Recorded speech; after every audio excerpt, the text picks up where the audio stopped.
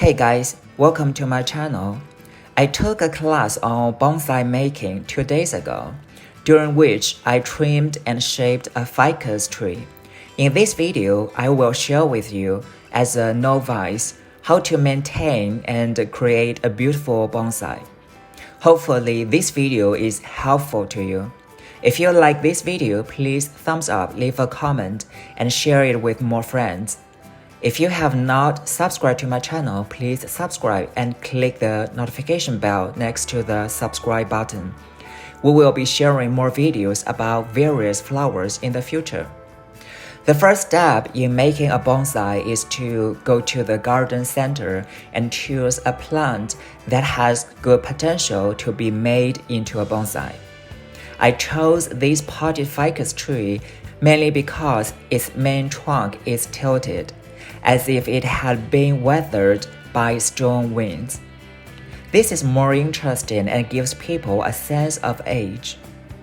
If the trunk of a plant is small, we don't have to worry about its shape because in that case, we can tie it with wire for styling. If the trunk of the plant is relatively thick, like this ficus tree, then we should choose a plant with a beautiful and a sinuous shape. This part is relatively simple. The trunk has been finalized, and we do not really need to do anything. On the other hand, these thicker branches are difficult to shape with metal wire. If you have to use wire to shape such branches, it is easy to break the branches during the bending process. Therefore, when choosing plants, it is best to choose those with strong trunks and beautiful, interesting shapes. This saves us a lot of time and effort. After we have picked our starter plant, we first use pliers to remove any dead branches. These pliers are essential tools for cultivating bonsai, and you can buy them from bonsai stores or online. These dead branches have no vitality, and for this potted ficus tree, they are in the way and must be cut off. Of course, some old bonsai, such as pine and cypress bonsai, will have dead branches. Those branches are called relics, which must remain. Sometimes gardeners make such dead branches on purpose, as it gives people a feeling of persistence and a long history. The dead branches of this ficus tree are relatively small and superfluous. We have to clean them up. After cutting dead branches, we can use this plant wound healing paste for some large wounds. It allows the wound to heal quickly and avoid bacterial infection. At the same time, the wound after healing is also more beautiful. This healing paste needs to be dipped with water by hand, poured out, and applied to the wound. Here, I'm using chopsticks to scrape off the soil from the roots of the ficus tree. I want to see what state its roots are in, and whether there are any thick roots. Its roots are still quite sturdy, and some roots are entangled. Because this potted ficus tree has just been repotted, I didn't dig out the entire root system here. If you need to repot your plants, you can look at its roots. If, when replanting, you expose sturdy, coiled roots, it will make your bonsai more captivating. Before we shape the plant, we must first observe its overall growth trend. Visualize various bonsai shapes in your mind. Think about which branches you should keep and which ones you ought to cut. This potted ficus tree is not bad as a whole. It spreads out from the main trunk and has developed several sturdy side branches. We must keep these side branches. At the same time, there are also some small branches arising from the main trunk. These branches are superfluous and ought to be removed. Small side shoots close to the main trunk should also be cut off to give it a cleaner look.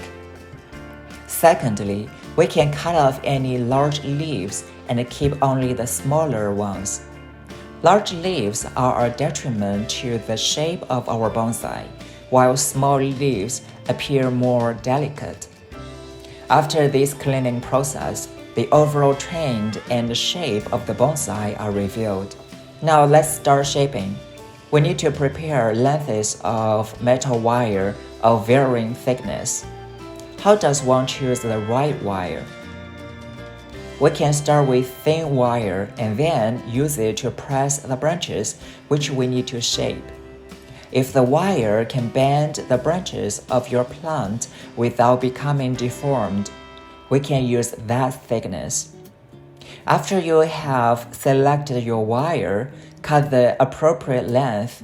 It can be a little bit longer, and then we can trim the excess.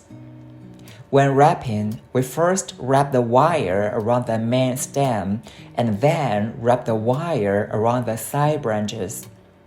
When winding this wire, the left hand holds the branch and the right hand manipulates the wire. Be careful not to break the branches while you are handling them. The wire at the tip can be held in place with pliers. When wrapping, do not wrap it too tightly to avoid damaging the branches. We can fiddle with the wire and start styling once it is fully wound onto the branch. As for the shape of bonsai, this is subjective and comes down to individual taste. Each person can create their own according to their own aesthetic preferences. In general, it should give people a sense of elegant simplicity and balanced harmony of nature. When one is really uncertain about what to do, it can be helpful to observe nature to see and understand how the branches of those centuries-old trees are bent in situ. Because of these less stout side branches, there is more flexibility for experimentation.